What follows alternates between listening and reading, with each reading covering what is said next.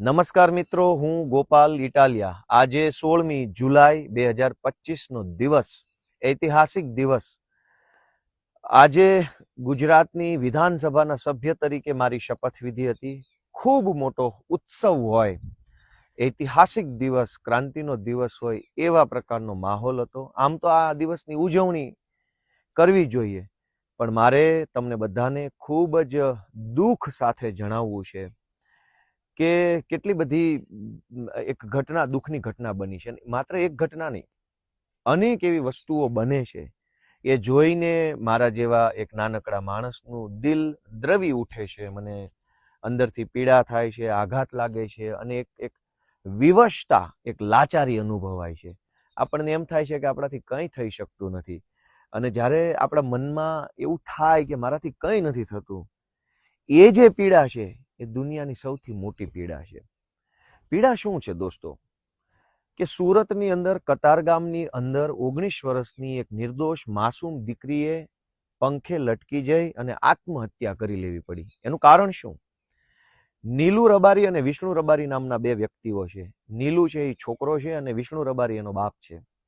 આ બંને વ્યક્તિઓએ એક 19 વર્ષની એક દીકરીને બ્લેકમેલ કરી, એની પાસેથી પૈસા પડાવ્યા, એને ગાળો દીધી, એના પપ્પાને મારી નાખવાની ધમકી મારી, દીકરીને પ્રેમજાળમાં ફસાવી અને કોઈ પણ રીતે બ્લેકમેલ કરી, અને એટલી હદે બ્લેકમેલ કરી કે એક નિર્દોષ માસૂમ નાનકડી એવી દીકરી જે છે એ જિંદગીની સામે ટકી ન શકી, હારી ગઈ અને આજે આપણી આ વચ્ચે દુનિયામાં નથી.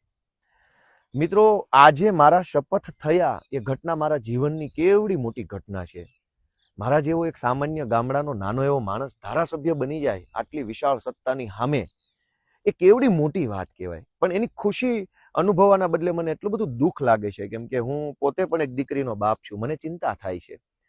સ્વાભાવિક છે કે દીકરીની ઉંમર 16, 17, 18, 19, 20 વર્ષની કુમળી ઉંમર હોય, એની સમજણ કાચી હોય, શરીરમાં, મનમાં નવા નવા બદલાવો આવતા હોય, એટલે એ પોતાની અંદર એક પરિપક્વતા ન હોય, એ અત્યંત સ્વાભાવિક બાબત છે. એમાં કશું જ ખોટું નથી, એ કુદરતી બાબત છે. પરંતુ આવી કાચી ઉંમરનો, આવી કાચી સમજણનો ગેરલાભ લઈને અસામાજિક તત્વો, હલકી માનસિકતાના તત્વો શરૂઆતથી જ જિંદગી બરબાદ કરવાની કોશિશમાં લાગી જાય, એ કેટલો દુઃખનો વિષય છે. મારી પાસે ભૂતકાળમાં પણ અનેક એવા વિષયો આવ્યા છે જેમાં કાચી ઉંમરની, કુમળી વયની દીકરીઓને પ્રેમજાળમાં કે મિત્રતામાં કે બીજી ત્રીજી ઘટનાઓમાં ફસાવવામાં આવી હોય. પછી એનું બ્લેકમેલિંગ ચાલુ થાય, પછી એમાં બ્લેકમેલિંગ કરનાર અસામાજિક તત્વોના ભાઈબંધો ઇન્વોલ્વ થાય, એના કુટુંબના માણસો, એના બધું. પછી એક આખી જિંદગી બરબાદ થઈ જાય છે. આખા ગુજરાતની અનેક શાળાઓની બહાર, અનેક કોલેજોની બહાર, અનેક સરકારી બસ સ્ટેન્ડોમાં, રેલવે સ્ટેશનો ઉપર, અનેક જગ્યાએ, ખાસ કરીને મોટા સિટીમાં લફંગાઓ, લુખ્ખાઓ, હલકી માનસિકતા ધરાવતા તત્વો બારે માસ ફરતા હોય છે. આ લોકોની બધાને ખબર હોય છે. પોલીસને બધી જ ખબર હોય છે, લોકલ ડી સ્ટાફને, એલસીબીને, એસઓજીને, ક્રાઇમ બ્રાન્ચને બધી જ ખબર હોય છે. મેં પણ પોલીસમાં નોકરી કરી છે. એક પોલીસ સ્ટેશનના પોલીસવાળાને ખબર જ હોય છે કે આપણા પોલીસ સ્ટેશન વિસ્તારના કયા પાનના ગલ્લે, કયા કોમ્પ્લેક્સમાં, કયા પાર્કિંગમાં અસામાજિક તત્વો બારે માસ ગાડીઓ પર બેસી રહે છે, કયા લોકો ટોળા વળી અને છોકરીઓને ફસાવાનું કામ કરે છે. પોલીસને બધી જ ખબર હોય છે. સ્થાનિક રાજકારણીઓને બધી ખબર હોય છે. વોર્ડના હોદ્દેદારો હોય, કોઈ બીજા ત્રીજા મહત્વના હોદ્દેદારો, એને બધી ખબર હોય છે કે કઈ જગ્યાએ લુખ્ખાઓનું ટોળું બારે માસ બેસી રહે છે. ઘણી વખત દીકરીઓ ટ્યુશન ક્લાસમાં જતી હોય ત્યાં પાર્કિંગમાં બેસી રહે, ઘણી વખત કોઈ કોમ્પ્લેક્સ હોય એ કોમ્પ્લેક્સના પાર્કિંગમાં બેસી રહે, ઘણી વખત બેઝમેન્ટમાં બેસી રહે, ઘણી વખત કોઈ પાનના ગલ્લામાં બેસી રહે. લુખ્ખા તત્વો, હલકી માનસિકતા ધરાવતા તત્વો, અનેક નિર્દોષ દીકરીઓનું જીવન ચાલુ થાય, કેમ કે 18 વર્ષ તો કુમળી વય છે, 20, 21, 22 વર્ષ જે છે એ પરિપક્વતા ભર્યા વર્ષો છે. જિંદગી ચાલુ થાય એ પહેલા જિંદગી બરબાદ કરી નાખવાનું કામ અનેક લુખ્ખાઓ કરી રહ્યા છે. મીણબત્તી યાત્રા કાઢવાથી આપણે ક્યારે પહોંચી શકીશું? દરેક ઘટના બને પછી આપણે યાત્રા કાઢીએ છીએ. એ આપણી મજબૂરી છે, આપણી લાચારી છે. પણ ગુજરાતની જનતાનો આત્મા ક્યારે જાગશે? નીલુ રબારી અને વિષ્ણુ રબારી નામના બે તત્વોએ એક નિર્દોષ 19 વર્ષની માસૂમ દીકરીનો જીવ લીધો, અને જીવ લીધા પછી પોલીસ પાસે એફઆઈઆર લખાવવા માટે આખી જ્ઞાતિએ ભેગું થવું પડે જ્ઞાતિના આગેવાનોએ આવવું પડે, પ્રેશર બનાવવું પડે, ત્યારે તો પોલીસ FIR લખે છે આત્મહત્યાના દુષ્પ્રેરણની. કઈ હદે સરકારી તંત્રનો, સરકારમાં બેઠેલા માણસનો અને સમાજના લોકોનો આત્મા કઈ હદે મરી ચૂક્યો છે, કલ્પના તો કરો. મેં આજે શપથ લીધા.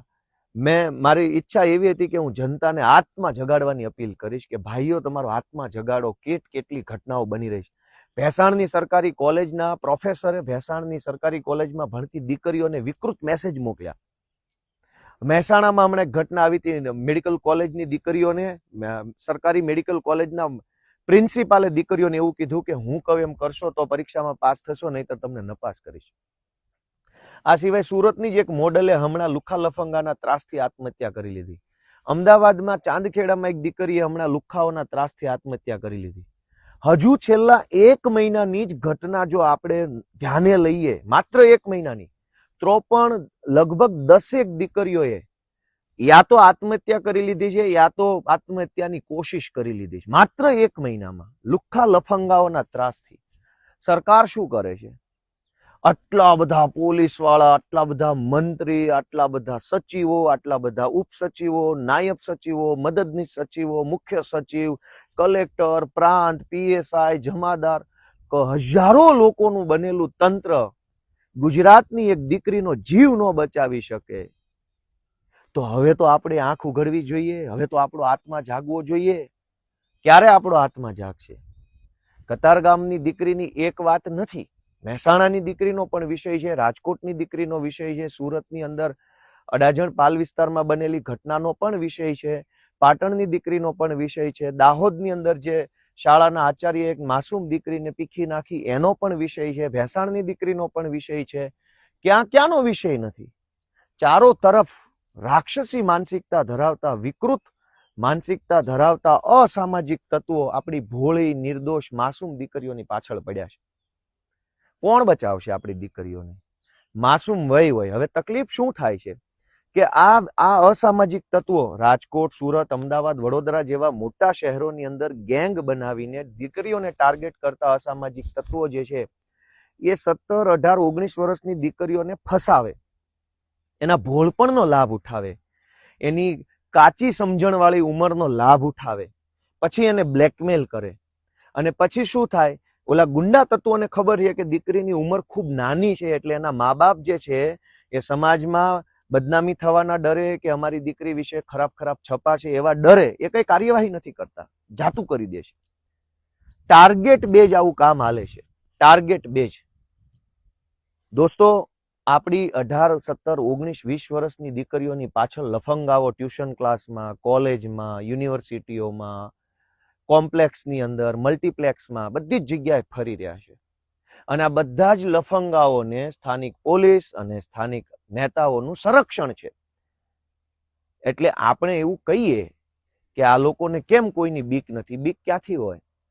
જેની બીક લાગવી જોઈએ એનું જ પ્રોટેક્શન હોય તો શું થશે? એટલું બધું અંદરથી દુઃખ લાગે છે, મારી પાસે શબ્દો નથી. આમ તો હું આક્રોશનો માણસ છું, મારા શબ્દોમાં આક્રોશ હોય છે, પણ આજે મારે નથી વ્યક્ત કરવો, કેમ કે મને દુઃખ લાગે છે. આવું ન થવું જોઈએ. તમે નાની કુમળી ભોળી વયની દીકરીઓને ફસાવીને અનેક દીકરીઓની જિંદગી બરબાદ થઈ રહી છે. અને પોલીસ પછી એવું કહે છે કે અમને માહિતી આપજો, અમને માહિતી મળશે તો અમે એક્શન લઈશું. કોઈ હજારો લોકો એકઠા થઈને આંદોલન કરવાના હોય ત્યારે તો તમને મહિના અગાઉ માહિતી મળી જાય છે. તો એક બળાત્કારી માનસિકતા ધરાવતા વિકૃત વ્યક્તિની માહિતી પોલીસને એડવાન્સમાં કેમ નથી મળતી?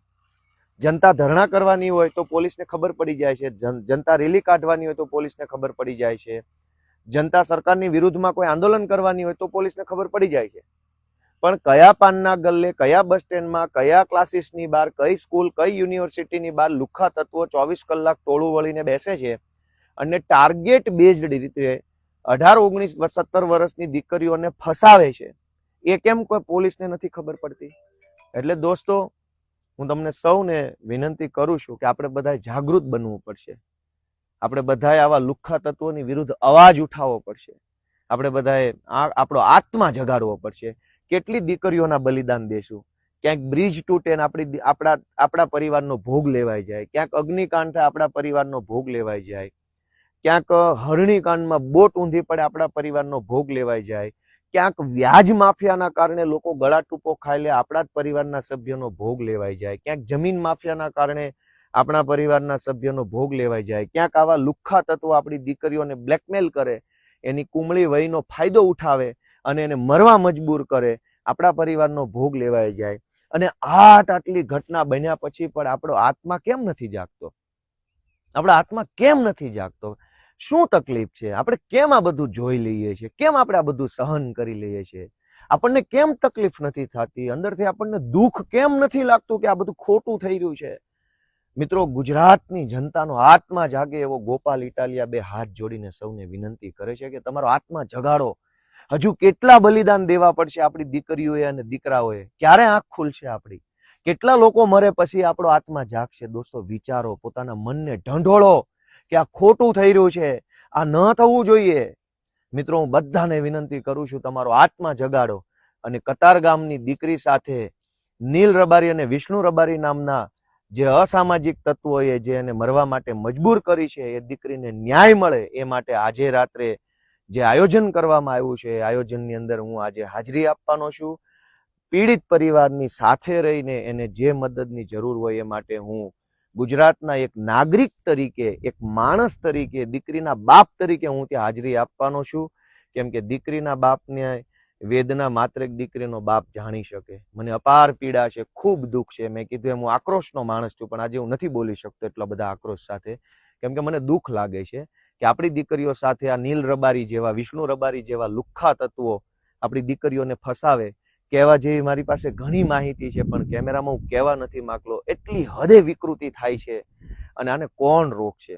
મિત્રો, હું બે હાથ જોડું છું, તમારા આત્માને જગાડો અને ગુજરાતને બચાવો મારા વાલા ભાઈઓ. જય કિસાન.